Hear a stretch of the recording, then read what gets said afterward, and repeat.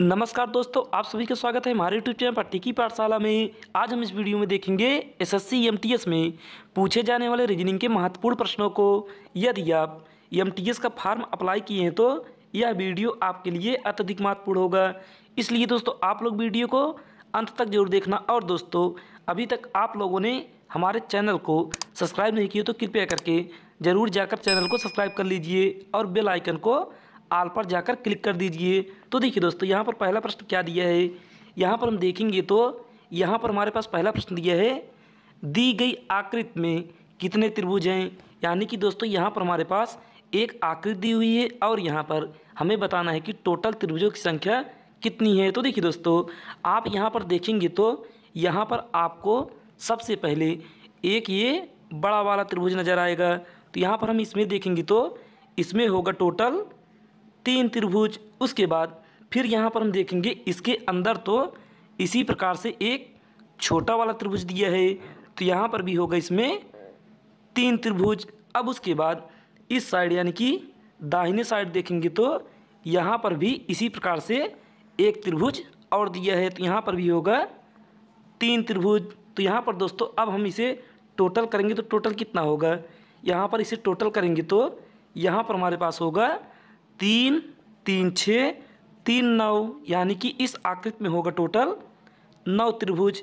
और 9 हमारे option number C में दिए, तो ये सी होगा करेक्ट उत्तर। तो फिर चलिए दोस्तों, अब हम देखते हैं प्रश्न संख्या 2 को। तो देखिए दोस्तों, यहाँ पर दूसरा प्रश्न दिया है, दिए गए विकल्पों में से उस संख्या का चयन कीजिए जो निम्नलिखित श्रृंखला में प्रश्न चिन्ह को प्रतिस्थापित कर सकती है। तो देखिए दोस्तों, यहाँ पर हमारे पास एक श्रृंखला दी हुई है और यहाँ पर हमें बताना है कि इस प्रश्नवाचक चिन्ह के स्थान पर कौन सी संख्या होगी। तो देखिए दोस्तों, आप यहाँ पर इस प्रश्न को हल करने से पहले आप यह देखेंगे कि इस श्रृंखला में कौन सा नियम फॉलो किया गया है। तो देखिए दोस्तों, आप यहाँ पर देखेंगे तो इस श्रृंखला हमारी यह दी हुई श्रृंखला हमारी धीमे धीमे से आगे बढ़ रही है। तो यहाँ पर दोस्तों हम क्या करेंगे, यहाँ पर दोस्तों हम करेंगे प्लस। तो देखिए दोस्तों, यहाँ पर हम 5 में कितना प्लस करें कि यहाँ पर 10 प्राप्त हो जाए। तो यहाँ पर हम 5 में अगर 5 प्लस करेंगे यानी कि 5 में 5 जोड़ेंगे तो यहाँ पर होगा 10। उसके बाद इस 10 में अगर हम 7 जोड़ेंगे तो यहाँ पर होगा 17। उसके बाद इस 17 में अगर हम 9 जोड़ेंगे तो यहाँ पर होगा 26। उसके बाद इस 26 में अगर हम 11 जोड़ेंगे तो यहाँ पर होगा 37। उसके बाद इस 37 में अगर हम 13 जोड़ेंगे तो यहाँ पर होगा 50। उसके बाद इस 50 में दोस्तों अब हम कितना जोड़ें कि इस प्रश्नवाचक चिन्ह के स्थान पर वह संख्या प्राप्त हो जाए। तो देखिए दोस्तों, आप यहाँ पर देखेंगे तो यहाँ पर सबसे पहले 5 जोड़ा गया है, उसके बाद 5 के आगे 7, फिर 7 के बाद 9, यानी कि दोस्तों यहाँ पर विषम संख्याओं को जोड़ा गया है। तो यहाँ पर हम 13 के बाद विषम संख्या होगा 15। तो यहाँ पर हम 50 में 15 जोड़ेंगे, तो 50 में 15 जोड़ेंगे तो यहाँ पर कितना आएगा, 50 में 15 जोड़ेंगे तो यहाँ पर दोस्तों होगा हमारे पास 65। तो यहाँ पर होगा 65 राइट आंसर, यानी कि इस प्रश्नवाचक चिन्ह के स्थान पर आएगा 65, जो कि ऑप्शन नंबर ए में दिए है, तो ये ए होगा करेक्ट उत्तर। तो फिर चलिए दोस्तों, अब हम देखते हैं प्रश्न संख्या 3 को। तो देखिए दोस्तों, यहाँ पर तीसरा प्रश्न हमारे पास दिया है, एक ही पासे की 3 अलग अलग स्थितियाँ दिखाई गई हैं, एक वाले फलक के विपरीत फलक पर संख्या ज्ञात कीजिए। तो देखिए दोस्तों, यहाँ पर हमारे पास एक पासे की 3 अलग अलग स्थितियाँ दी हुई है और यहाँ पर हमें बताना है कि एक के विपरीत फलक कौन सा होगा। तो यहाँ पर दोस्तों हम तीनों पासों में देखेंगे तो यहाँ पर एक हमें नज़र नहीं आएगा, यानी कि एक हमारा छिपा हुआ है। तो देखिए दोस्तों, अब यहाँ पर हम इसे हल करने के लिए कम से कम किसी 2 पासे को पकड़ेंगे। तो यहाँ पर दोस्तों हम सबसे पहले और दूसरे पासे को उठाते हैं। तो देखिए दोस्तों, यहाँ पर हम पहले और दूसरे पासे को लेंगे तो यहाँ पर हम देखेंगे कि इन दोनों पासों में कोई एक सतह कम से कम कॉमन होनी चाहिए। तो यहाँ पर दोस्तों हम देखेंगे तो यहाँ पर हमारे पास 2 सतह कॉमन है, यहाँ पर 4 है और यहाँ पर भी 4 है और यहाँ पर 2 है और यहाँ पर भी 2 है। तो यहाँ पर दोस्तों हमारे पास 4 और 2 हो गया कॉमन। उसके बाद कॉमन लेने के बाद जो बचेगा वही एक दूसरे के विपरीत होगा तो यहाँ पर दोस्तों 3 बचेगा और यहाँ पर 6, तो यहाँ पर 3 के विपरीत होगा हमारा 6 और 6 के विपरीत होगा 3। अब देखिए दोस्तों, अब यहाँ पर ऑप्शन देखेंगे तो यहाँ पर ऑप्शन में हमारे 3 दिया है और 6 दिया है, ना तो ऑप्शन ए सही होगा ना ही ऑप्शन सी, क्योंकि दोस्तों यहाँ पर हमसे पूछा है कि 1 के विपरीत, लेकिन 1 के विपरीत ना तो 3 होगा ना ही 6 होगा। तो यहाँ पर दोस्तों अब हम पासा नंबर दूसरे और तीसरे को देखेंगे। तो यहाँ पर दोस्तों हम दूसरे और तीसरे को उठाएंगे तो यहाँ पर सबसे पहले हम देखेंगे कि इनमें से कौन सी सतह कॉमन है। तो यहाँ पर दोस्तों देखेंगे तो यहाँ पर भी 2 सतह कॉमन है, तो यहाँ पर 6 है और यहाँ पर भी 6 है और यहाँ पर 4 है और यहाँ पर भी 4 है। तो यहाँ पर दोस्तों बचेगा सिर्फ 2 और 5। तो यहाँ पर 2 के विपरीत होगा 5 और 5 के विपरीत होगा 2। तो यहाँ पर ऑप्शन में देखेंगे तो यहाँ पर ऑप्शन नंबर बी में 5 दिया है, तो यहाँ से हमारा 5 भी गलत हो जाएगा, क्योंकि दोस्तों 2 के विपरीत 5 होगा और 5 के विपरीत 2 होगा। तो यहाँ पर दोस्तों सिर्फ बचेगा ऑप्शन नंबर डी, तो 1 के विपरीत होगा 4, तो यही होगा राइट आंसर। तो फिर चलिए दोस्तों अब हम देखते हैं प्रश्न संख्या 4 को। तो देखिए दोस्तों यहाँ पर चौथा प्रश्न दिया है, एक निश्चित कूट में यदि चूहे को बिल्ली, बिल्ली को पक्षी, पक्षी को हाथी, हाथी को मछली और मछली को चूहा कहा जाता है, तो आकाश में कौन उड़ सकता है। तो देखिए दोस्तों आप यहाँ पर देखेंगे तो यह हमारा कोडिंग डिकोडिंग का प्रश्न है। तो यहाँ पर दोस्तों हमसे पूछा है कि आकाश में कौन उड़ता है। तो यहाँ पर दोस्तों आकाश में कौन उड़ेगा, रियल लाइफ में आकाश में पक्षी उड़ता है, लेकिन दोस्तों इस प्रश्न में कहा गया है कि पक्षी को हाथी कहा जाता है, तो इसका राइट आंसर होगा हमारा हाथी, तो जो कि ऑप्शन नंबर दोस्तों बी में दिया है, यानी कि दूसरा होगा हमारा करेक्ट आंसर। तो फिर चलिए दोस्तों अब हम देखते हैं प्रश्न संख्या 5 को। तो देखिए दोस्तों यहाँ पर 5वां प्रश्न दिया है हमारे पास, उस संख्या का चयन कीजिए जो दी गई तालिका में प्रश्न चिन्ह को प्रतिस्थापित कर सकती है। तो देखिए दोस्तों एक हमारे पास यहाँ पर तालिका दिया हुआ है और यहाँ पर हमें बताना है कि इस प्रश्नवाचक चिन्ह के स्थान पर कौन सी संख्या होगी। तो देखिए दोस्तों आप यहाँ पर सबसे पहले देखेंगे कि यहाँ पर सबसे बड़ी संख्या कहाँ पर दी हुई है। तो यहाँ पर दोस्तों सबसे बड़ी संख्या हमारी यहाँ पर दाहिने साइड यानी कि 77, 149 और यहाँ पर प्रश्नवाचक चिन्ह। तो देखिए दोस्तों आप इसे पंक्ति में हल करेंगे, यानी कि 5, 16 और 77 के रूप में हल करेंगे। तो देखिए दोस्तों आप इसे हल करेंगे तो यहाँ पर आपको सबसे पहले दोस्तों क्या करना होगा, इस 5 और 16 में, इस 5 और 16 में ऐसा क्या नियम लगाएं कि यहाँ पर 77 प्राप्त हो जाए, और वही सेम नियम 8 और 19 में लगाएंगे कि यहाँ पर 149 प्राप्त हो जाए। अगर दोस्तों वह दोनों नियम यहाँ पर लागू होता है, यानी कि वह नियम इन दोनों में लागू होता है, तो वही नियम हम पंक्ति तीसरे में लगाएंगे। तो देखिए दोस्तों आप यहाँ पर सबसे पहले क्या करेंगे, इस 5 का गुणा करेंगे दोस्तों आप 16 में, 5 का गुणा 16 में करेंगे तो यहाँ पर कितना होगा, यहाँ पर होगा 16 पंचे 80, लेकिन यहाँ पर दिया है 77, तो यहाँ पर 80 में 3 माइनस करेंगे तो यहाँ पर आएगा 77, जो कि यहाँ पर आगे 77 दिया हुआ है। इसी प्रकार से दोस्तों अब यहाँ पर हम क्या करेंगे, 8 का गुणा करेंगे 19 में, तो यहाँ पर 8 का गुणा 19 में करेंगे तो यहाँ पर कितना होगा दोस्तों, 8 का गुणा 19 में करेंगे तो यहाँ पर होगा 19 अट्ठे 152। अब इस 152 में अगर 3 माइनस करेंगे तो यहाँ पर होगा 149, जो कि यहाँ पर 149 दोस्तों यहाँ पर आगे दिया है। यानी कि दोस्तों यही नियम हम अब पंक्ति नंबर तीसरे में लगाएंगे। तो देखिए दोस्तों आप यहाँ पर सबसे पहले क्या करेंगे, आप दोस्तों यहाँ पर सबसे पहले इस 13 का गुणा इस 12 में करेंगे, तो 13 का गुणा 12 में करेंगे तो यहाँ पर कितना आएगा, यहाँ पर दोस्तों 13 का गुणा 12 में करेंगे तो यहाँ पर होगा 156। अब उसके बाद दोस्तों यहाँ पर 156 में करेंगे 3 माइनस, तो यहाँ पर 3 घटाएंगे तो यहाँ पर होगा 153, यानी कि इस प्रश्नवाचक चिन्ह के स्थान पर आएगा 153, जो कि ऑप्शन नंबर दोस्तों ऑप्शन नंबर बी में दिए थे, बी होगा करेक्ट आंसर। तो फिर चलिए दोस्तों अब हम देखते हैं प्रश्न संख्या 6 को। तो देखिए दोस्तों, यहाँ पर छठवां प्रश्न हमारे पास दिया है, यदि आई भाग को दर्शाता है, जे गुणे को दर्शाता है, के घटाव को दर्शाता है और यल जोड़ को दर्शाता है, तो निम्नलिखित समीकरण में प्रश्न चिन्ह के स्थान पर क्या आएगा। तो देखिए दोस्तों, यहाँ पर हमारे पास एक समीकरण दिया है और यहाँ पर हमें बताना है कि इस प्रश्नवाचक चिन्ह के स्थान पर कौन सी संख्या होगी। तो देखिए दोस्तों, आप यहाँ पर सबसे पहले क्या करेंगे, आप दोस्तों यहाँ पर सबसे पहले इस समीकरण को लिखेंगे। तो यहाँ पर हम लिखेंगे, यहाँ पर दोस्तों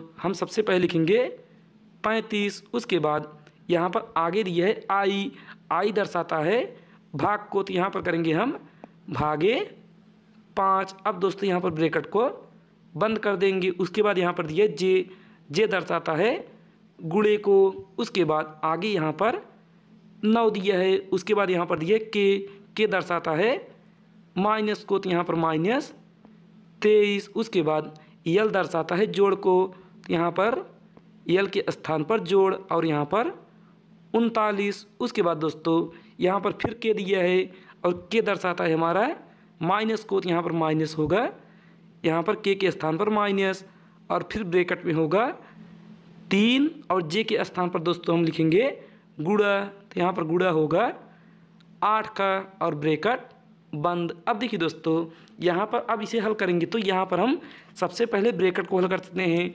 तो देखिए दोस्तों, यहाँ पर ब्रैकेट को हल करेंगे तो यहाँ पर 35 में 5 से भाग देंगे तो यह जाएगा 7 बार में, यानी कि 7 × 5 = 35। उसके बाद दोस्तों यहाँ पर गुणे 9 और -23 और यहाँ पर +39। अब दोस्तों यहाँ पर हम इस ब्रैकेट को हल करेंगे तो यहाँ पर कितना होगा, 8 का गुणा 3 में करें या फिर 3 का गुणा 8 में करें तो यहाँ पर होगा 8 × 3 = 24। अब देखिए दोस्तों, यहाँ पर हम 7 का गुणा 9 में करेंगे तो यहाँ पर होगा 7 × 9 = 63 और -23 और प्लस में यहाँ 39 और यहाँ पर -24। अब देखिए दोस्तों, अब इसे हल करेंगे तो यहाँ पर कितना प्राप्त होगा, यहाँ पर हम 63 में 23 घटाएंगे तो यहाँ पर आएगा हमारे पास 40 और यहाँ पर +39 और यहाँ पर -24। अब देखिए दोस्तों, यहाँ पर हम 40 में 39 जोड़ेंगे तो यहाँ पर 40 में 39 जोड़ेंगे तो यहाँ पर कितना होगा, यहाँ पर होगा हमारे पास 79। यहाँ पर दोस्तों 79 में अगर हम 24 माइनस करेंगे तो यहाँ पर हमारे पास कितना प्राप्त होगा, 79 में 24 घटाएंगे तो यहाँ पर कितना आएगा हमारे पास 55, यानी कि इस प्रश्नवाचक चिन्ह के स्थान पर होगा 55, जो कि ऑप्शन नंबर 55 दोस्तों यहाँ पर इस प्रश्नवाचक चिन्ह के स्थान पर प्राप्त होगा, जो कि ऑप्शन नंबर डी में दिए थे। डी होगा करेक्ट उत्तर। तो फिर चलिए दोस्तों, अब हम देखते हैं प्रश्न संख्या 7 को। तो देखिए दोस्तों, 7वां प्रश्न यहाँ पर दिया है, यल जी की बहन है। तो यहाँ पर हम बनाएंगे यल जी की बहन है। अगर यल बहन है तो इसे दर्शाएंगे वृत्त में, क्योंकि दोस्तों अगर महिला रहेगी तो उसे दर्शाएंगे वृत्त में और पुरुष रहेगा तो उसे दर्शाएंगे चतुर्भुज में। अब उसके बाद दोस्तों आगे पढ़ेंगे तो आगे यहाँ पर दिया है जी यम का पुत्र है। तो यहाँ पर जी है और यम का पुत्र है तो जी होगा पुरुष और यह होगा चतुर्भुज में और यम होगा ऊपर। उसके बाद फिर आगे देखेंगे तो यहाँ पर दिया है यम का विवाह डी से हुआ है। तो यहाँ पर यम का विवाह डी से हुआ है तो यहाँ पर अगर विवाहित रहेंगे यानी कि कपल रहेंगे तो उनके बीच में हम डबल लाइन का प्रयोग करेंगे। उसके बाद फिर आगे देखेंगे तो यहाँ पर दिया है डी ई की बहन है। तो यहाँ पर डी जो है ई की बहन है। अगर डी बहन है तो यह होगी वृत्त में। अब देखिए दोस्तों, यहाँ पर डी अगर महिला है तो यम होगा पुरुष, क्योंकि यह दोनों पति पत्नी हैं। उसके बाद फिर आगे देखेंगे तो आगे यहाँ पर हमारे पास दिया है ई सी का पुत्र है। जो ई है वह सी का पुत्र है, लेकिन ई पुत्र है तो यह होगा चतुर्भुज में और सी होगा ऊपर। उसके बाद फिर आगे पढ़ेंगे तो आगे दिए है हमारे पास यहाँ पर सी का विवाह यश से हुआ है। तो यहाँ पर सी और यश पति पत्नी हैं, लेकिन दोस्तों अभी इनका जेंडर क्लियर नहीं है। तो यहाँ पर आगे और पढ़ेंगे तो आगे यहाँ पर दिया है यश पी की बहन है। तो यहाँ पर जो यश है यह पी की वाहन होगी। तो यहाँ पर यस का जेंडर क्लियर हो गया, यानी कि यस होगी महिला तो सी होगा पुरुष। तो देखिए दोस्तों, अब यहाँ पर हमसे प्रश्न पूछा है कि यल ई से किस प्रकार संबंधित है। तो यहाँ पर दोस्तों हम देखेंगे तो यहाँ पर हमारे पास यहाँ पर यल दिया है और यहाँ पर ई दिया है। तो यहाँ पर हमसे पूछा है कि यल ई का क्या लगेगा। तो देखिए दोस्तों, यहाँ पर हम देखेंगे तो यहाँ पर यल के पिता यम हैं और यम का विवाह डी से हुआ है, तो यल की माता डी होंगी और ई होंगे मामा। लेकिन दोस्तों हमें बताना है यल का संबंध, तो यल लगेगा भांजी। लेकिन दोस्तों यहाँ पर ऑप्शन में देखेंगे तो यहाँ पर ऑप्शन तीसरा देखेंगे तो यहाँ पर दिया है बहन की पुत्री, यानी कि बहन की पुत्री ही भांजी होती है। तो यहाँ से हमारा ऑप्शन सी होगा राइट आंसर। तो फिर चलिए दोस्तों, अब हम देखते हैं प्रश्न संख्या 8 को। तो देखिए दोस्तों, 8वां प्रश्न यहाँ पर दिया है 30 मार्च 2020 को सप्ताह का कौन सा दिन होगा। यानी कि दोस्तों यह हमारा कैलेंडर का प्रश्न है और यहाँ पर दोस्तों हमें बताना है कि 30 मार्च 2020 को कौन सा दिन होगा। तो देखिए दोस्तों, आप यहाँ पर सबसे पहले लिखेंगे 2020। अब इसके बाद दोस्तों यहाँ पर 2020 में एक वर्ष पीछे जाएंगे तो यहाँ पर कितना होगा 2019। अब देखिए दोस्तों, यहाँ पर हम सबसे पहले इस 2000 का कोड लिखेंगे तो यहाँ पर होगा 0, उसके बाद यहाँ पर प्लस। अब इस 19 में दोस्तों हम भाग देंगे 4 से। तो इसमें 4 से भाग देंगे तो भागफल कितना आएगा, यहाँ पर होगा 4, यानी कि 4 चौक 16। तो यहाँ पर हम लिखेंगे 4। उसके बाद दोस्तों यहाँ पर अगर हम 19 में 4 से भाग देंगे तो यहाँ पर हम लिखेंगे भागफल।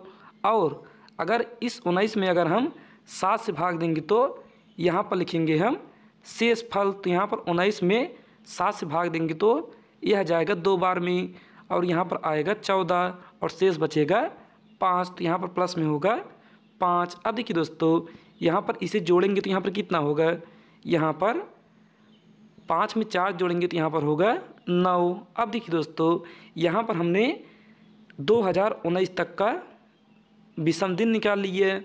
अब दोस्तों यहाँ पर हम 30 मार्च 2020 का निकालेंगे। तो देखिए दोस्तों, यहाँ पर जनवरी का होगा 3, उसके बाद प्लस। अब यहाँ पर दोस्तों 2020 होगा हमारा लीप वर्ष और लीप वर्ष में फरवरी होता है 31 का दिन। और सॉरी दोस्तों, लीप वर्ष में फरवरी होता है हमारा 29 का दिन और 29 में शेष बचेगा 1। अगर 7 से हम 28 में भाग देंगे तो शेष बचेगा 1। उसके बाद यहाँ पर फिर फरवरी के बाद मार्च और मार्च यहाँ पर चलना है 30 दिन। अब 30 में 7 से भाग देंगे तो यहाँ पर शेष बचेगा 2। अब देखिए दोस्तों, इसे टोटल करेंगे तो यहाँ पर कितना होगा, यहाँ पर हम इसे जोड़ेंगे तो यहाँ पर 3 में 1 जोड़ेंगे 4 और 4 में 2 जोड़ेंगे तो 6, यानी कि यहाँ पर हो गया 6। अब देखिए दोस्तों, इस 9 और 6 को जोड़ेंगे तो यहाँ पर टोटल कितना आएगा, यहाँ पर टोटल आएगा 15, यानी कि शेष दिन होगा 15। लेकिन दोस्तों यहाँ पर हम 15 को 7 से भाग देंगे क्योंकि सप्ताह में टोटल 7 दिन होते हैं और वही दिन बार बार रिपीट होते हैं। तो यहाँ पर 7 से भाग देंगे तो यहाँ पर शेष बचेगा 1। और 1 किसका होगा दोस्तों, 1 होगा हमारा सोमवार, जो कि ऑप्शन नंबर डी में दिया है, यानी कि यही सोमवार दिन होगा इस 30 मार्च 2020 को। आप चाहे तो मोबाइल में कैलेंडर खोलकर देख सकते हैं। तो चलिए दोस्तों, अब हम देखते हैं प्रश्न संख्या 9 को। तो देखिए दोस्तों, यहाँ पर 9वां प्रश्न दिया है हमारे पास, मानसी अपने घर से 9 किलोमीटर पश्चिम की ओर चली, फिर दक्षिण की ओर मुड़ी और 11 किलोमीटर चली, फिर वह पूरब की ओर मुड़ी और 13 किलोमीटर चली और अंत में पश्चिम की ओर 4 किलोमीटर चली। मानसी अपने प्रारंभिक स्थान से कितनी दूर है। तो देखिए दोस्तों, यहाँ पर आप सबसे पहले बनाएंगे मानसी अपने घर से 9 किलोमीटर पश्चिम की ओर चली। तो यहाँ पर दोस्तों हम दिशा बनाएंगे तो यहाँ पर यह होगा हमारा पश्चिम और यह चली 9 किलोमीटर। उसके बाद फिर आगे देखेंगे तो यहाँ पर आगे दिया है फिर दक्षिण की ओर मुड़ी और 11 किलोमीटर। तो यहाँ पर नीचे होगा दक्षिण और 11 किलोमीटर। उसके बाद फिर यहाँ पर आगे पढ़ेंगे तो आगे हमारे पास दिया है फिर वह पूर्व की ओर 13 किलोमीटर चली, तो यहाँ पर इस साइड होगा हमारा पूर्व और 13 किलोमीटर। उसके बाद दोस्तों यहाँ पर हम फिर आगे देखेंगे तो आगे दिया है यहाँ पर और अंत में पश्चिम की ओर 4 किलोमीटर चली, अंत में पश्चिम की ओर यानी कि इस साइड फिर आएगी और 4 किलोमीटर, तो यहाँ पर हो गया 4 किलोमीटर। उसके बाद दोस्तों यहाँ पर हम अब देखेंगे तो यहाँ पर हमसे प्रश्न पूछा है कि मानसी अपने प्रारंभिक स्थान से कितनी दूर है। तो यहाँ पर दोस्तों देखेंगे तो यहाँ पर पूरा दूरी होगा 13 किलोमीटर और 4 किलोमीटर वापस आई तो यहाँ पर हो गई। अब उसके बाद इसका प्रारंभिक बिंदु यहाँ पर है और इसका आखिरी बिंदु यहाँ पर नीचे है।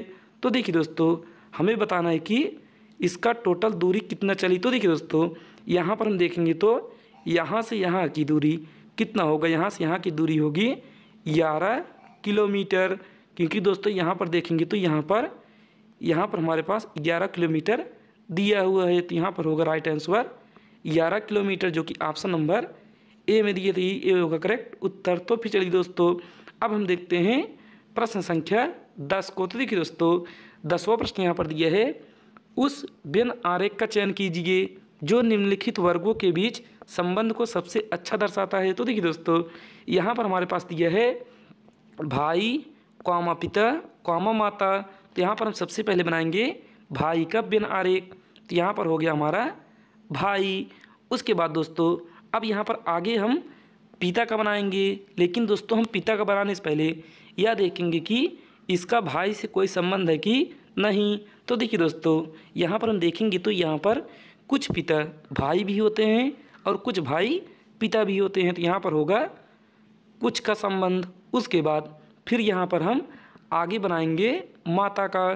तो माता का दोस्तों हम व्यन आरेख बनाने से पहले यह देखेंगे कि इसका संबंध पिता से है कि नहीं, और फिर उसके बाद देखेंगे कि भाई से है कि नहीं। तो यहाँ पर दोस्तों माता का संबंध ना तो पिता से होगा ना ही भाई से, तो यहाँ पर माता का व्यन आरेख अलग बनेगा। तो यहाँ पर दोस्तों हमारे पास कुछ इस तरह का डायग्राम तैयार हो गया। तो यहाँ पर हम दोस्तों देखेंगे तो किस ऑप्शन में आपको इस तरह का डायग्राम देखने के लिए मिल रहा है। तो यहाँ पर दोस्तों देखेंगे तो यहाँ पर ऑप्शन ए होगा हमारा राइट आंसर, यानी कि ऑप्शन ए होगा करेक्ट उत्तर। तो फिर चलिए दोस्तों आपको अगर हमारी वीडियो अच्छी लगी हो तो कृपया करके वीडियो को एक लाइक करिएगा और चैनल को सब्सक्राइब करिएगा और बेल आइकन को ऑल पर जाकर क्लिक करिएगा और अपने दोस्तों के पास इस वीडियो को ज़रूर शेयर करिएगा। आज के लिए इतना ही, धन्यवाद।